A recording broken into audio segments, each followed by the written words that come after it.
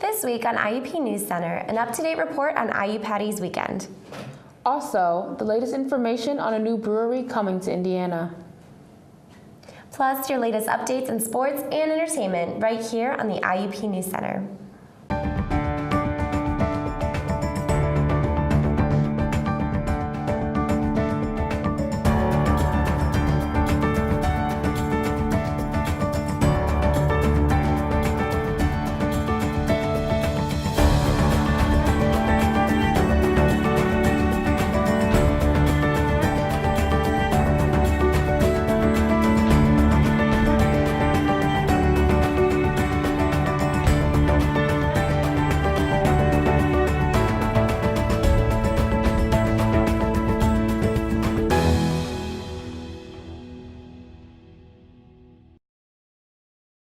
Welcome to IUP News Center. I'm Bree Spitzer. And I'm Jasmine Slaughter. This year's Tame IU Patty's Day celebrations prove the relevance of the phrase, "Hold your horses." Local police had their work cut out for them after last year's riots that resulted in over 100 arrests. Thanks to the dedicated troopers from the state police, this shocking number of arrests decreased dramatically to only 2 recorded incidents. According to Borough Police Chief William Sutton, there are 2 factors that played a key role in maintaining an orderly atmosphere.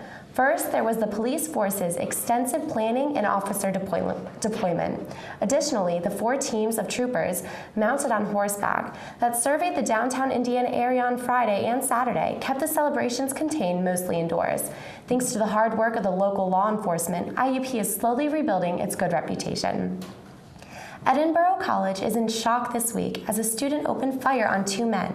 20-year-old Devin Stevenson reportedly fired a concealed handgun at the 2 men, reportedly hitting one in the shoulder and the other in the thigh. Luckily, police arrived quickly and arrested Stevenson without anyone else being harmed. The university was then placed under lockdown, and students were kept safe indoors. Stevenson has been expelled from school and now faces homicide and aggravated assault charges. The 17-year-old who was behind the trigger at the Monroeville Mall shooting was ordered to stand trial on Wednesday on attempted homicide, aggravated assault, and other charges. There were only 2 witnesses that testified at the trial, one of which was Mary Singleton, who was injured at the shooting. Singleton was wounded in her left arm, which is still in a sling. Her husband was also wounded when another bullet severed the femoral artery in his leg. He is still in a patient physical rehab. Since the shooting, the mall has instituted a policy banning minors from most areas of the mall on Fridays and Saturdays after 6 p.m. unless with a parent or guardian. A state college student is responsible for hitting 5 parked cars with his pickup truck. Elliot Ziegler was driving his vehicle along the 300 block of Washington Street at 12:18 a.m. on Sunday. According to Indiana Borough Police, investigators believe that alcohol may have been involved, but no charges have been filed. Indiana firefighters and the Citizens Ambulance Service were also present at the scene. No information is available as to whether Ziegler was injured. Andrew Donald Elliott, 25, was jailed in Indiana this week for allegedly raping a 25-year-old woman in Burrell Township. When troopers attempted to serve Elliott with an arrest warrant at his home on Monday, he ran through Homer City and into a wooded area, police said. Troopers used a helicopter and were arrested in the search by Homer City's K-9 team, but couldn't capture him. Elliott turned himself in later that day, police said. Elliott was arraigned before Clymer District Judge George M. Thachek. He was placed in Indiana County Jail in lieu of $100,000 bond, pending a preliminary hearing March 24th before Thachek. An altercation Friday night ends with a Marion Center man being shot in the leg. Matthew Crossman and Carl Barocious were fighting at a home in Green Township at 9 o'clock Friday evening. The arguing ended with a shot being fired and hitting Crossman in his upper thigh. This happened after Crossman allegedly punched the 71-year-old Barocious in the jaw. Police didn't comment if Crossman got treated at a hospital, and no charges have been filed so far. The Obama administration released the nation's first major regulations on hydraulic fracking on Friday. This technique for oil and gas drilling has not only led to major increases in U.S. energy production, but it also has raised several concerns about safety and health risks. Fracking involves injecting chemicals deep underground to break up rocks around oil and gas deposits, potentially contaminating water supplies and injuring wildlife in the process. The regulations, which will be implemented in 90 days, will allow government workers to inspect and validate the safety of the concrete barriers that line fracking wells. Additionally, the regulations will require companies to publicly disclose the chemicals used during the fracking process within 30 days of finishing operations. These regulations are just the beginning in a series of new laws governing fracking practices. The Pennsylvania Department of Environmental Protection is taking action to protect nearby residents and the quality of a recovering river by removing untreated water and technologically enhanced, naturally occurring radioactive material from a water pond on the site of the former Tunnelton Liquids Company in Conemaugh Township. After the TLC stopped operations in April 2014, the DEP became concerned that the sludge and untreated water that was not removed could overflow into the Conemaugh River. The DEP says that approximately 12,000 cubic yards of the sludge will be removed, solidified, and placed in lined roll-off boxes and properly transported to disposal sites in Pennsylvania. The DEP says that the project will cost around $2.4 million. Indiana County is known for notable sites, including our very own university and the Jimmy Stewart Museum. But for now, a waste dump site will not be added to that list. The Pennsylvania General Energy Company originally had plans to dispose of off-well site waste fluids in a remote area of northern Indiana County until state environmental regulations decided to revoke the permit for further review. The company was notified of this decision on March 12th and has temporarily withdrawn their appeal. A community environmental activist group known as the East Run Hellbender Society was surprised by the news. Judy Wan Chisen, a member of this organization, stated that a ruling such as this is something that never happens. The Indiana County Community Action Program will be able to fill many bowls after last week's fundraiser. The Artist Hand Gallery on Philadelphia Street was able to raise over $7,000 at their Empty Bowls fundraiser on Wednesday. Local artists donated handmade bowls that could be purchased and filled with participants' choice of soup. All proceeds are going towards benefiting families in need in Indiana County. The term pedal power is being put to new use this week as Indiana gears up for a bike rally. The American Planning Association is holding a bike rally this coming Saturday, March 28th at noon. The rally is in support of the upcoming decision on the multi-modal corridor. The project would add a bicycle lane through Indiana, making a safe and alternate transportation option. If you're interested in participating in the ride, it will be meeting in the parking lot of the Kovacic Convention and Athletic Center on the IUP campus.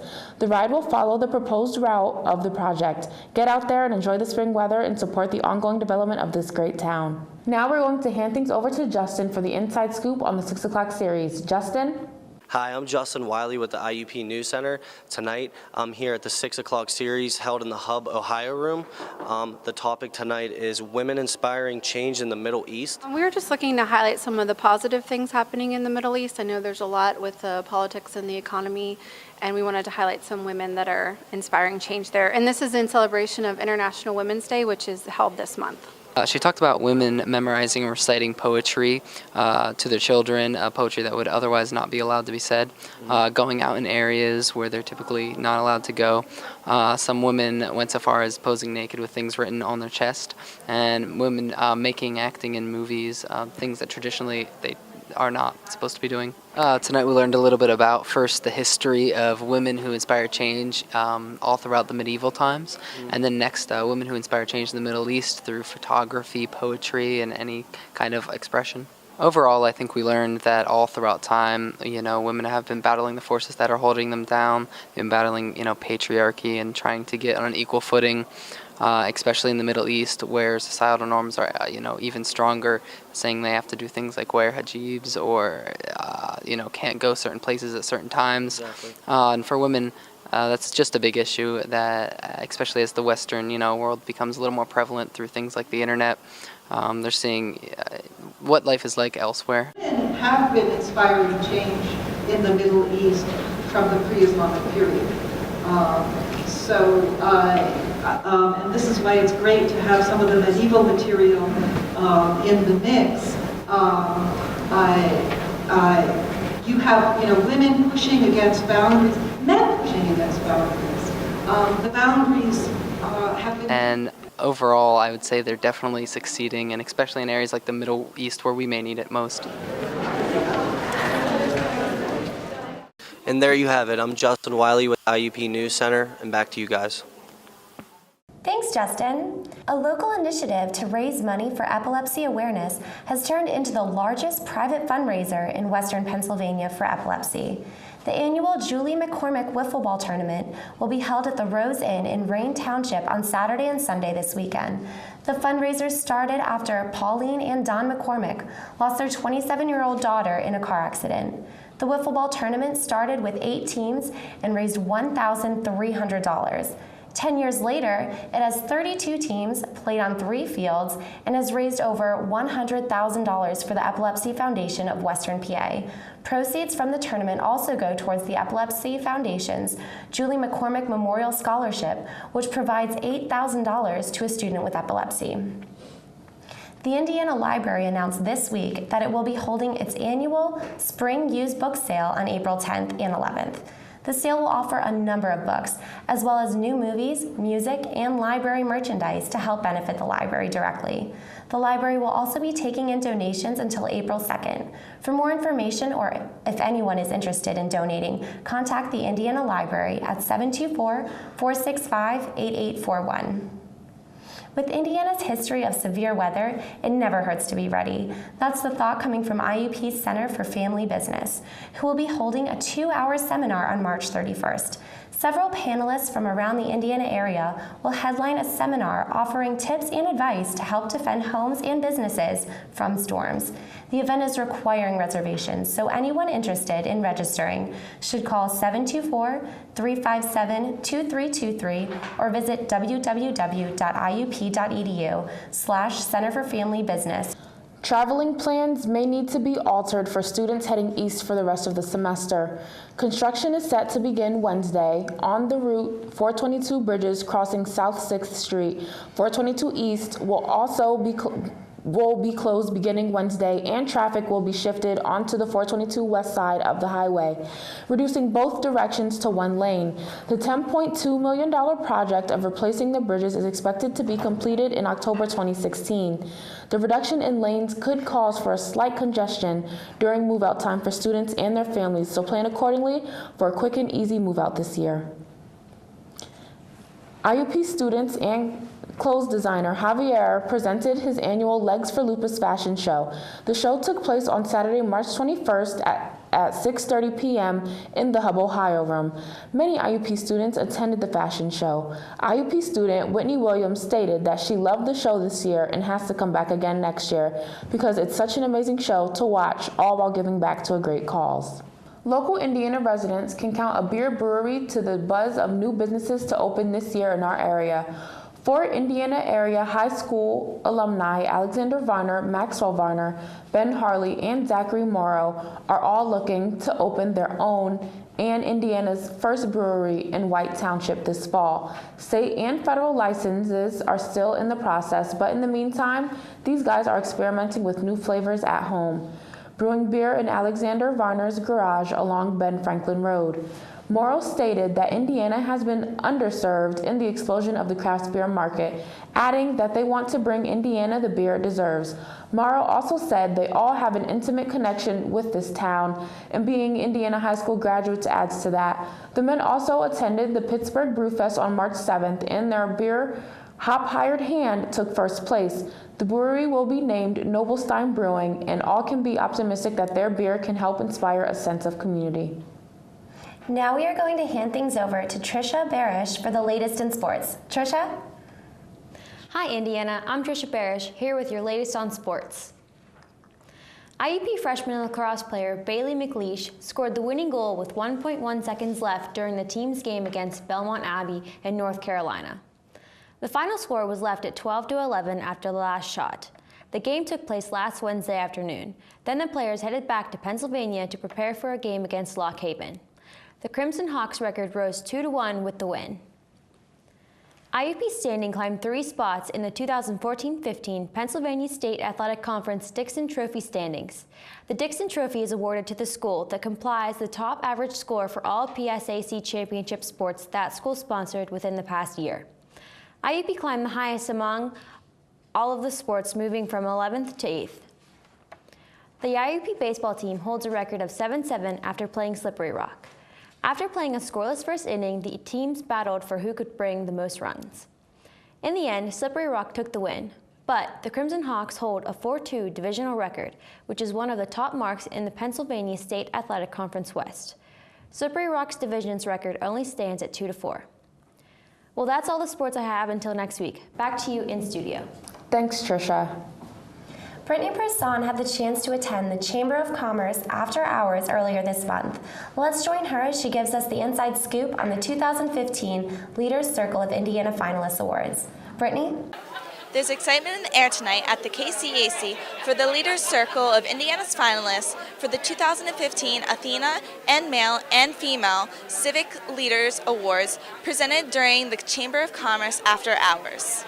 The 3 award recipients will be those who have contributed to bettering the Indiana community and surrounding areas. More specifically, the Athena Award honors a man or a woman who is recognized for professional excellence, community service, and for actively assisting women in their attainment of professional excellence and leadership skills. The Male and Female Civic Leader of the Year Awards recognize local residents who have demonstrated sustained volunteer service, contributions, and accomplishments made on behalf of Indiana County. According to Chamber President and Leaders Circle Vice Chair Jim Scruzzi, all of the nominees represent the finest qualities in volunteerism, community service, and civic responsibility. The final recipients will be announced at 2015 Leaders Circle Awards event on Wednesday, April 22nd at the KCAC. Reservations can be made by emailing VIP-RSVP@IUP.edu or by calling University Events at 724-357-2145. April 22nd will truly be a night to remember, so make your reservations today. For IUP News Center, I'm Brittany Person. Thanks, Brittany. The IUP Ambassadors Organization continues to impress with its dedication to the school and all those affiliated with it. The organization was honored for the 18th year by the Council for Advancement and Support of Education-affiliated student advancement programs. This year, it was rewarded at the district level for its outstanding advisor, Sarah Barnett Lauer. CASE evaluates and presents awards to an organization based on its influence over membership and dedication to the university and student advancement. The ambassadors are truly a great group of students who continue to make a very positive difference in the life of the university, said Lauer.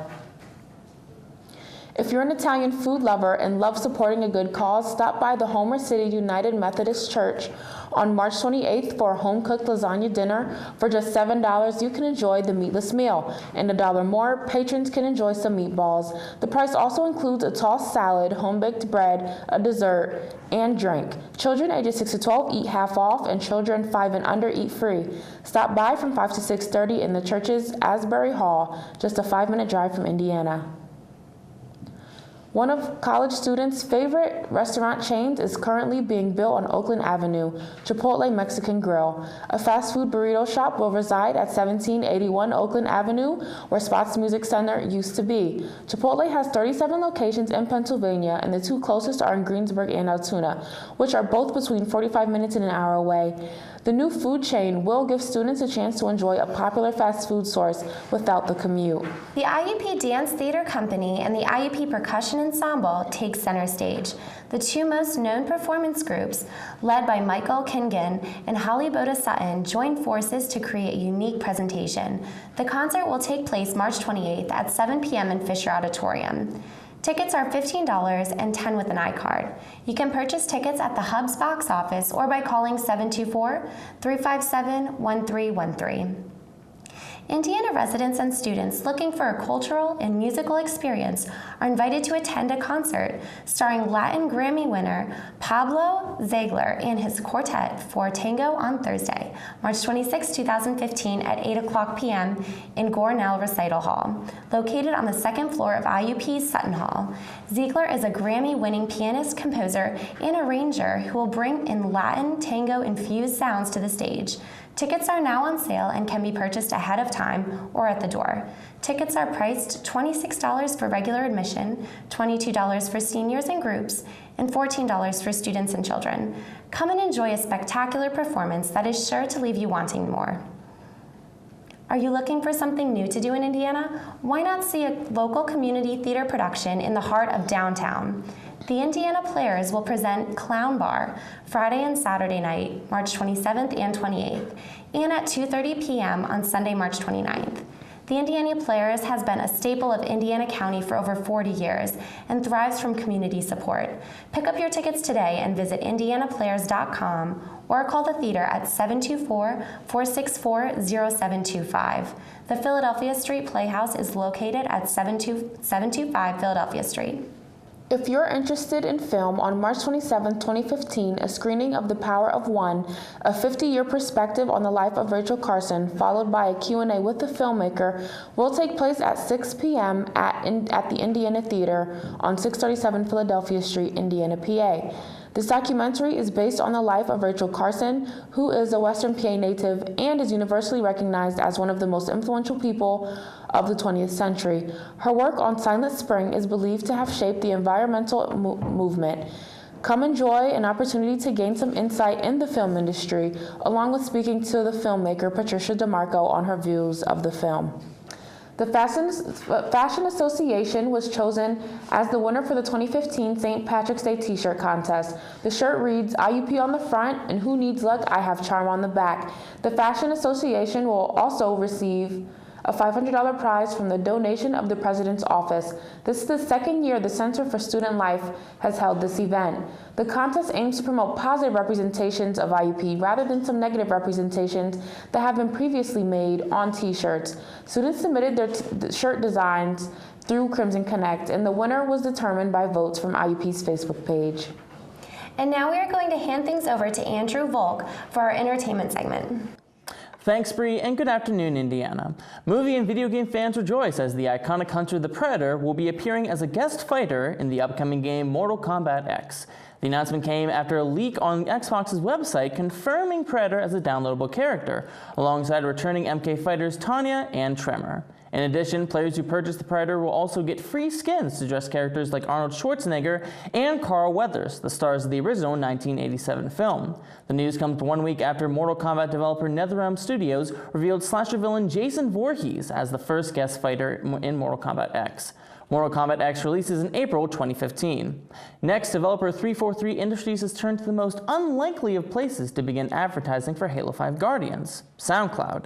Last Sunday night, a serialized faux documentary podcast was released called Hunt the Truth, and is said to follow a reporter who got to know series protagonist the Master Chief before the events of Halo 5.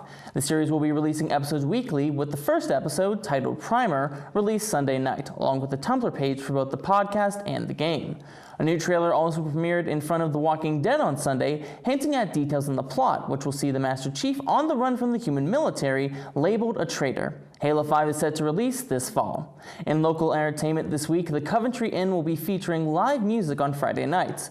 The musical guest will be Patrick Keddy, performing his brand of bluegrass folk music. The music is set to start at 9 p.m. And to echo what Jasmine said, visit the Indiana Theater Friday, March 27th for a screening of The Power of One, which is likely to be a very entertaining and educational event. That's all this week for Entertainment News. My name is Andrew Volk. Back to you guys. Thanks, Andrew. Well, that's all the time we have tonight. On behalf of IUP News Center, I'm Bree Spitzer. And I'm Jasmine Slaughter. Make sure to tune in next week for Grade A News. Good night.